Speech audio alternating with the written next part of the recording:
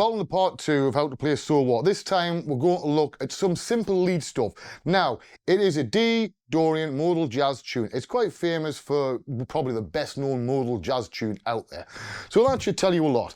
First of all, if we look at the guitar, we have the scales we're going to be using. D Dorian,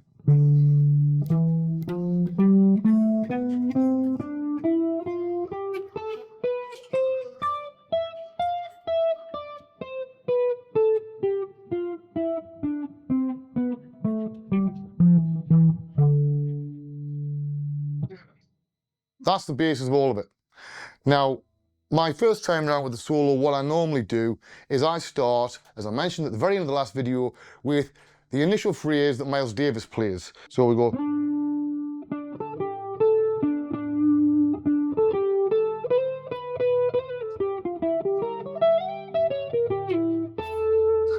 Right, so what am I playing there? First of all, root, 5th, 4th, 5th, root. Right, so.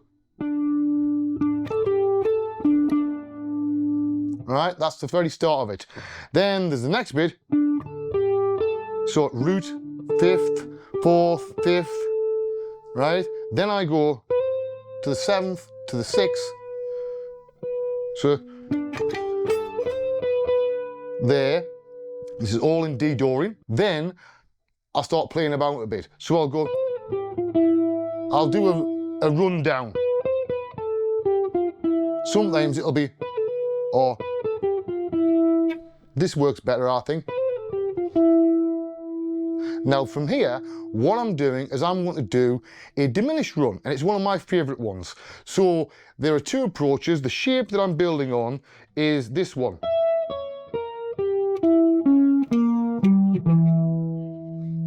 And we continue back if we needed to.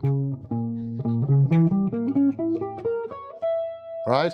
Now what I like about this is a nice shape where I'm running from the 12th on the G string, 11th on the B string, then 9th on the E string, right? So you can easily go and do string skipping. So I'll hammer on and pull off there, then go to the G there on the 12th fret, and then suddenly go back to that on the 9th fret. So,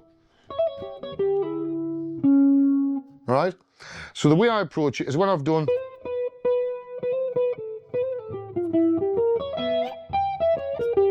and then slide back and land on the 5th. The 5th is my target note on this, right? So if we play that,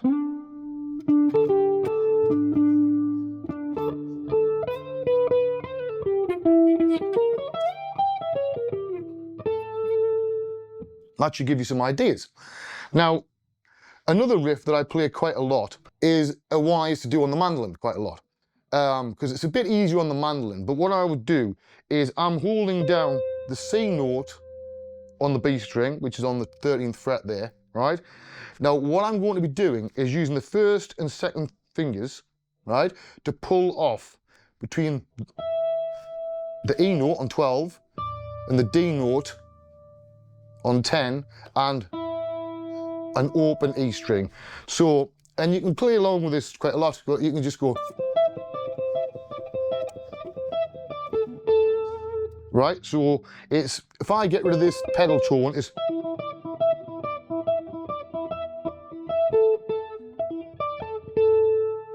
got that wrong at the end there. Right? You're just adding that pedal tone in there. And you can do all sorts of stuff. What they say,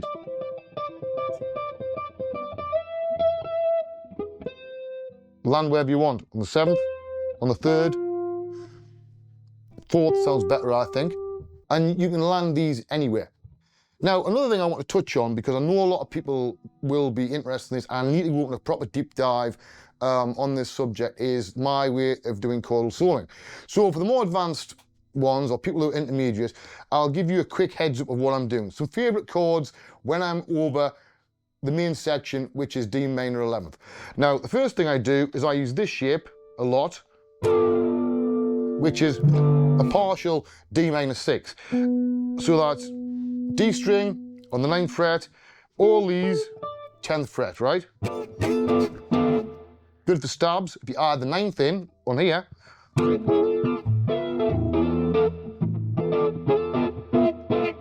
right? Play around with that, bit of rhythm. Another one that I really like is this shape, which is a quartal shape. So this is obviously a D Dorian tune, so we're in C major, really, right? So if we take a basic set of quartal chords, we've got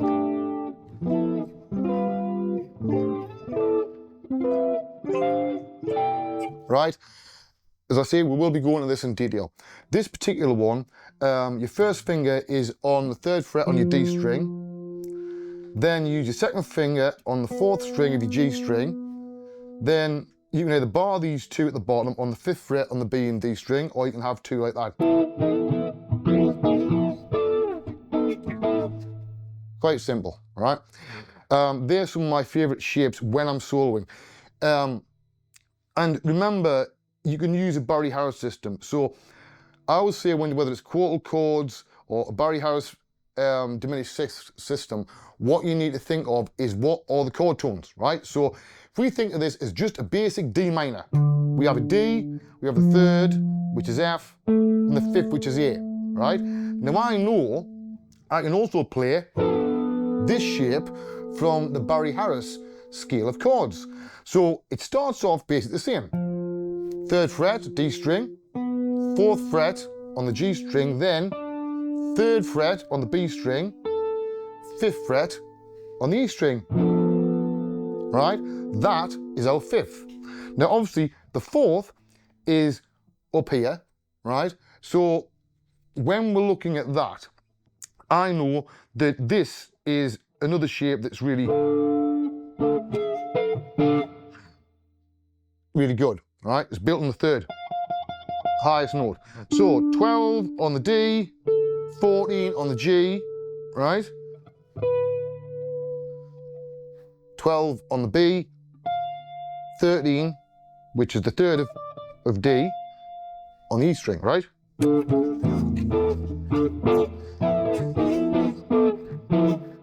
Put a bit of rhythm and away you go. Simple way of doing quartal chords and mix it with Barry Harris ones. So that should give you a few ideas. Now, another thing I do is I do a lot of octaves, and I'll make up an octave run and just a motif, like it might be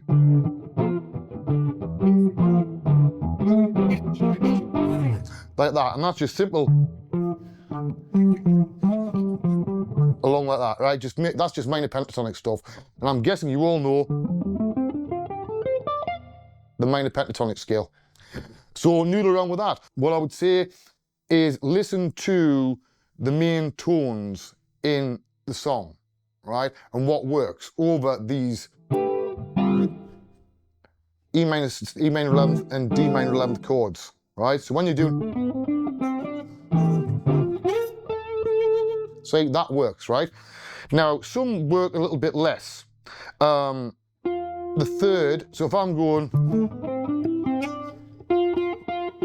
that clashes a bit because it's mostly built on that 4th, on that G note, right? Now what you want to do is to transition from when it does the to the upper semitone, you need to transition over that line. So you might be doing the sort of like and land there. See, we went up a semitone.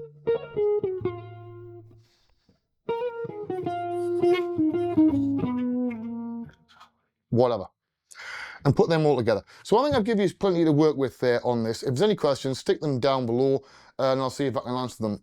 But I say I do intend on doing a full series of videos on my approach to chordal soloing and the combination of using the Barry Harris system and quartal harmony. I think together they make a very, very powerful combination. And one of the good things about quartal harmony is just using these stabs. Say, you C6 chord, you go, right, you can put them anywhere. So I'll see you all in the next video. Take care. I'm Wayne Robson, this is the Jazz Hat. See you all next time. Bye-bye.